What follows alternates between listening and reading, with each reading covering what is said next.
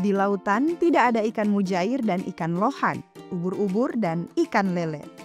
Memasuki pernikahan, kedewasaan berkomunikasi jangan dianggap sepele.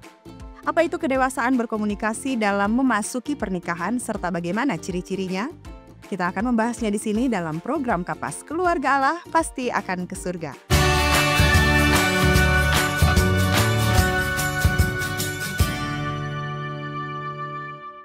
Kedewasaan berkomunikasi adalah kemampuan untuk berkomunikasi dengan cara yang sehat, terbuka, dan bertanggung jawab dalam hubungan, khususnya dalam menghadapi tantangan dan dinamika rumah tangga. Hal ini mencakup sikap dan keterampilan dalam menyampaikan pikiran, perasaan, serta mendengarkan pasangan dengan empati tanpa emosi yang meledak-ledak atau menyalahkan. Artinya, komunikasi tidak hanya soal berbicara, tapi juga tentang cara menyampaikan dan menerima informasi dengan bijak. Apa saja komponen kedewasaan berkomunikasi dalam memasuki pernikahan? Yang pertama, kemampuan mendengarkan secara aktif, tidak memotong pembicaraan, menunjukkan perhatian dan empati serta tidak langsung menghakimi atau menyalahkan. Yang kedua, mengekspresikan perasaan dengan jelas dan tenang. Menggunakan kalimat "aku merasa", bukan "kamu selalu". Menghindari sindiran atau kata-kata yang menyakitkan. Yang ketiga, mengelola emosi. Mampu menenangkan diri sebelum berbicara saat marah atau kecewa. Tidak melampiaskan emosi secara destruktif. Yang keempat, terbuka dan jujur. Menyampaikan isi hati dan harapan tanpa takut dihakimi. Tidak menyimpan unek-unek yang bisa menumpuk menjadi konflik besar. Yang kelima, bersedia untuk berkompromi.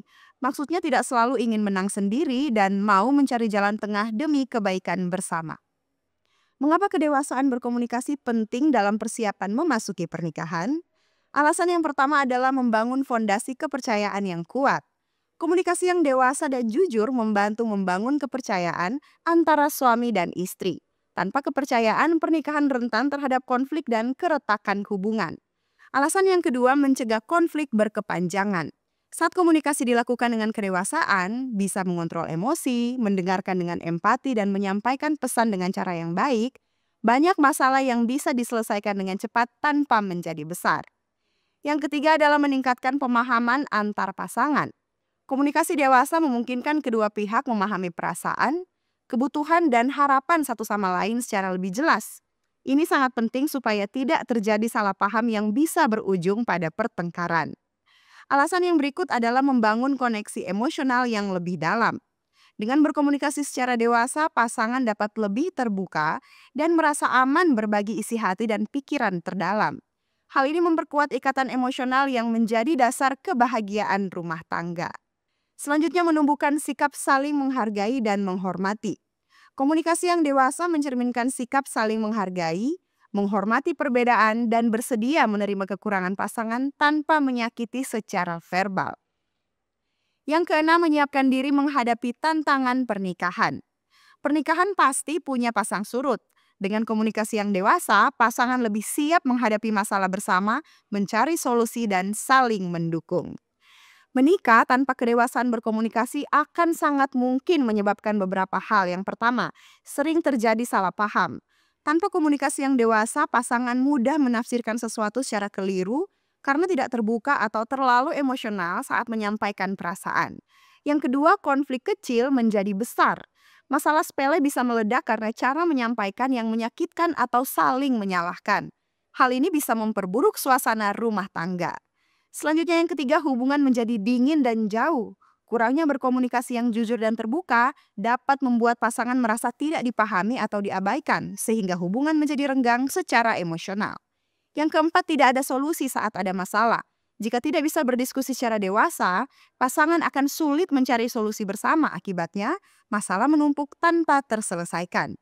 Selanjutnya yang kelima, munculnya rasa sakit hati dan dendam. Komunikasi yang kasar, menyindir, atau penuh emosi bisa melukai pasangan. Lama-lama bisa tumbuh rasa kecewa, sakit hati, bahkan dendam. Yang keenam, menurunnya kepercayaan dan rasa aman. Ketika pasangan merasa tidak bisa bicara tanpa diserang atau dihakimi, mereka akan menutup diri. Ini merusak kepercayaan dan rasa aman dalam hubungan. Selanjutnya yang ketujuh, risiko perceraian meningkat. Tanpa komunikasi yang sehat, pertengkaran menjadi sering dan intens. Jika tidak ada perbaikan, Ini bisa mengarah pada perpisahan atau perceraian. Kalau begitu, apa yang perlu dilakukan untuk mencapai kedewasaan berkomunikasi sebelum menikah? Yang pertama, kenali dan kelola emosi diri. Latih diri untuk menyadari kapan kamu marah, sedih, atau kecewa. Belajar menenangkan diri sebelum berbicara agar tidak terbawa emosi. Yang kedua, belajar mendengarkan dengan empati. Dengarkan tanpa menyela, menghakimi, atau memotong. Gunakan bahasa tubuh yang terbuka dan penuh perhatian. Yang ketiga, bangun kejujuran dan keterbukaan. Latih diri untuk jujur tanpa menyakitkan. Belajar menyampaikan apa yang dipikirkan dan dirasakan secara terbuka. Jangan menutup-tutupi masalah atau memendam sesuatu yang penting. Yang keempat, evaluasi dan perbaiki pola komunikasi yang buruk. Kenali kebiasaan seperti membentak, menyindir, atau diam saat marah, dan ubah secara bertahap. Dan jangan malu tanyakan pendapat pasangan kita serta masukan darinya tentang bagaimana kita berkomunikasi.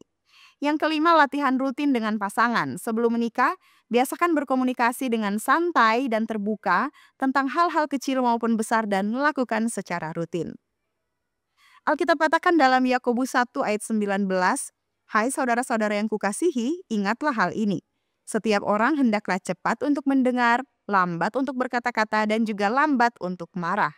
Dalam pernikahan penting untuk mendengarkan pasangan dengan hati terbuka, tidak tergesa-gesa dalam respons dan tidak mudah tersulut emosi. Dalam Kolose 4 ayat 6 katakan, "Hendaklah perkataanmu senantiasa penuh kasih, jangan hambar, tetapi menarik hati, sehingga kamu tahu bagaimana kamu harus memberi jawab kepada setiap orang." Komunikasi yang dewasa harus dilandasi kasih, tidak menyakitkan, tidak merendahkan, tapi membangun.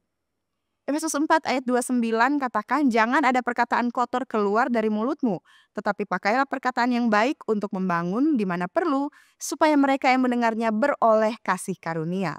Kata-kata kita harus memberi dampak positif, bukan melukai. Dalam pernikahan, lidah yang tajam bisa menghancurkan hubungan. Sebagai kesimpulan, kedewasaan berkomunikasi penting dalam persiapan memasuki pernikahan, karena komunikasi adalah fondasi utama dalam hubungan suami istri. Dengan komunikasi yang dewasa, pasangan mampu menyampaikan perasaan dan kebutuhan secara jujur dan terbuka tanpa menyakiti atau menyudutkan. Ini membantu mencegah kesalahpahaman, menyelesaikan konflik dengan sehat, serta membangun kepercayaan dan pengertian yang mendalam. Selain itu, pernikahan akan menghadapi berbagai tantangan baik secara emosional, finansial, maupun sosial. Hanya dengan komunikasi yang matang, pasangan bisa bekerja sama, berkompromi, dan tetap saling menghargai dalam segala situasi. Maka kedewasaan dalam berkomunikasi adalah kunci untuk menciptakan pernikahan yang harmonis, langgeng, dan penuh kasih. Tanpa kedewasaan dalam berkomunikasi, pernikahan bisa menjadi penuh ketegangan, ketidakpahaman, dan luka emosional. Itulah sebabnya kemampuan ini sangat penting dipersiapkan sebelum menikah. Semakin dewasa cara kita berkomunikasi, semakin sehat dan kuat pula pernikahan yang dibangun. Demikianlah pembahasan kita kali ini, dan bila sahabat Kapas merasa diberkati, jangan lupa untuk like dan komen serta bagikan tayangan ini supaya semakin banyak orang lagi yang diberkati. Tuhan Yesus memberkati kita. Salam Kapas.